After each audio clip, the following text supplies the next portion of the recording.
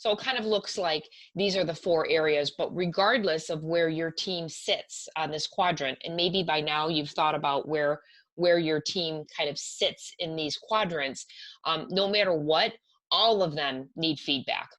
And it's not like one of these groups gets more or less feedback. They all get the same level of feedback.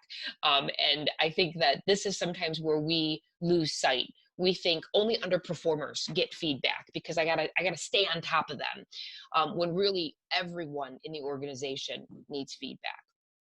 And my question to you is, what do the top two triggers tell you about yourself and the way you lead and the way you show up and what it is that kind of gets your blood boiling as a leader? This is so key for you to know as a leader about yourself. That's what I always tell with my coaching clients. I say, you can't control everybody else, but you can control yourself. So start by applying these sorts of principles and learnings to yourself to say, if I understand how and why I'm triggered, what do I need to do to manage my response better? Because people are going to trigger me all the time, but they are not knowing. But I can do a better job of choosing how I respond. So what I'm going to teach you now is a quick 3-step process for managing yourself better in the moment when you have been triggered. So number one, we covered this last week. You guys remember that cognitive strategy of labeling. It's the simplest one there is, which is, we call it name it to tame it. That's just a shortcut, which is basically this. When you find yourself being triggered, I want you to stop, think, which of course engages your PFC. And I want you to say to yourself, you know what?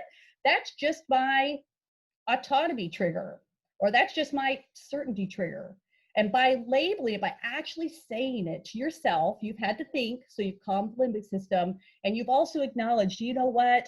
Everybody has It's the triggers. same with feedback that we talked about last week. The other thing that I'll note, and I do want Elise to respond to the writing it down comment from Phil, so Yeah. we don't lose that, is on the negotiation of what, when I asked Linda, what's your bottom line? Like, what's the smallest thing that you would consider a win? And I got her to say, instead of like, I'm going to come to all these meetings and I want to be she was just like, I just want to be informed. I'm okay to be on a CC. That was like the the minimum that she would accept coming out of the conversation, to consider it a small victory for now. And I think it's, I put some information that's called a BATNA, and it's a in an MBA program, it's a big part of what we all learn about negotiation, but this is more about coming into a difficult conversation and preparing for, okay, Susan wants complete autonomy and she wants to just run the business. Linda probably wants more than she deserves based on the fact that she's biz dev or based on her role. So like, how do we bring them both to the middle, to an acceptable area of negotiation for both of them? It's another really great coaching technique that you all can work with your people on, when things are going horribly, like what's the best negotiated agreement we can come to here. Even though this wasn't technically a negotiation, the concept works really well in a difficult conversation.